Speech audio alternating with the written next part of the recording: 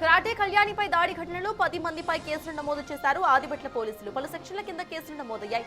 Lucky draw పేరుతో ₹1 కోట్ల వసూలు చేశారు సిద్ధమౌని నరేందర్.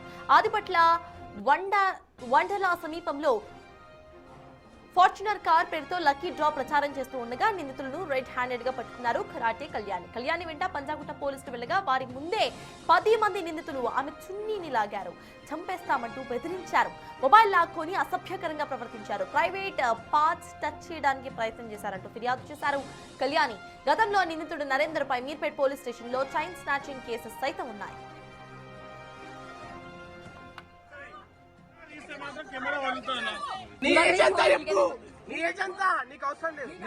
చేశారా లేదా అన్నో టచ్ చేశారు.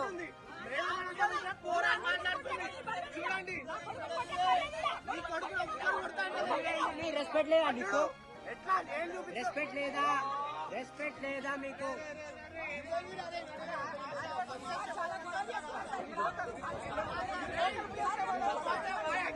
తమాషా మొత్తం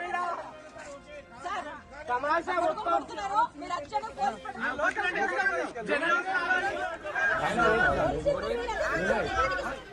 కరాటే కళ్యాణిపై దాడి ఘటనలో 10 మందిపై కేసులు బుక్ అయ్యాయి. దీనికి సంబంధించిన పూర్తి డీటెయిల్స్ మా ప్రతినిధి సాగర్ అందిస్తారు. సాగర్, చెప్పండి, పోలీసులు ఉన్నా సరే అసభ్యకరంగా ప్రవర్తించినట్టుగా తెలుస్తోంది. అక్కడ పోలీసులు ఆ టైంలో ఏం చేస్తున్నారు? ప్రజెంట్ వీళ్ళపై ఎటువంటి కేసులు నమోదయ్యాయి? అప్డేట్స్ ఏంటి సాగర్? టీటీడీ టెంపుల్ ని బ్యాక్గ్రౌండ్ గా పెట్టుకుంటూ లక్కీ డ్రాల పేరుతో సోషల్ మీడియా ఇన్ఫ్లుయెన్సర్ నరేందర్ పెద్ద ఎత్తున ప్రచారం చేశాడు. దానిపైన పెద్ద ఎత్తున మోసాలు చేస్తున్నారు లక్కీ డ్రాల పేరుతో అంటూ కూడా కరాటే కళ్యాణి తాజాగా పంజాగుట్ట పోలీసులకు ఫిర్యాదు చేశారు. సో ఫిర్యాదు వస్తున్నాం పలు సెక్షన్ల కింద కేసు నమోదు చేసినటువంటి పోలీసులు విచారణ నిమిత్తం ఆదిబట్ల పోలీస్ స్టేషన్ పరిధిలో ఉన్నటువంటి ఆ యూట్యూబర్లు ఇన్ఫ్లుయెన్సర్ల వద్దకి వెళ్లడం జరిగింది. ఆ నేపథ్యంలోనే కరాటే కళ్యాణి మీద యూట్యూబర్లు వాళ్ళ అనుచరులు నరేందర్ అనే యూట్యూబర్ తో పాటుగా వారి అనుచరులు దాడి చేశారు.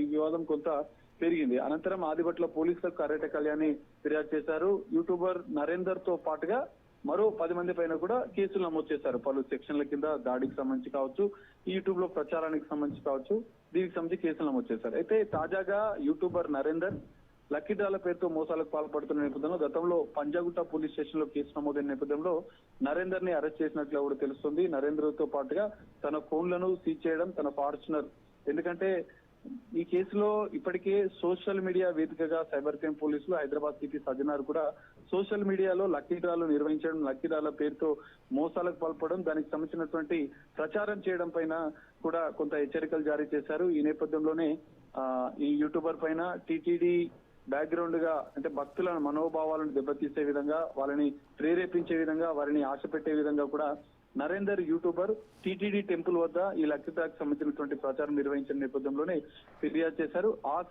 ఆ కేసులోనే నరేందర్ ని అరెస్ట్ చేసినట్లుగా కూడా తెలుస్తుంది. సో యూట్యూబర్లు ఎవరైనా కూడా మీరు నిబంధనల ప్రకారం ప్రచారాలు చేసుకోవాలి, అనుమతులు ఉన్న ప్రాడక్టుల విషయంలో ప్రచారం చేసుకోవాలి. కానీ ఈ లక్కీ డ్రాల పేరుతో మోసాలకు పాల్పడుతుంది. ఎందుకంటే ₹300 కడితే కార్లు గెలుచుకోవచ్చు, ₹500, ₹1000 కడితే మీరు ఫ్లాట్స్ గెలుచుకోవచ్చు అంటూ కూడా పెద్ద ఎత్తున ఈ మధ్య కాలంలో ట్రెండింగ్ గా సోషల్ మీడియా ఇన్స్టా వేదికగా కావచ్చు, ఫేస్బుక్ లో, ఇటు యూట్యూబ్ లో కూడా పెద్ద ఎత్తున ప్రచారం జరుగుతుంది. యూట్యూబర్లు, ఇన్ఫ్లుయెన్సర్లు ఈ లక్కీ డ్రాల పేరుతో పెద్ద ఎత్తున మోసాలకు పాల్పడుతున్నారు. సో మొట్టమొదటి కేసు పంజాగుట్ట పోలీస్ స్టేషన్ లో నమోదైంది. కరాటే కళ్యాణి ఫిర్యాదు చేసింది.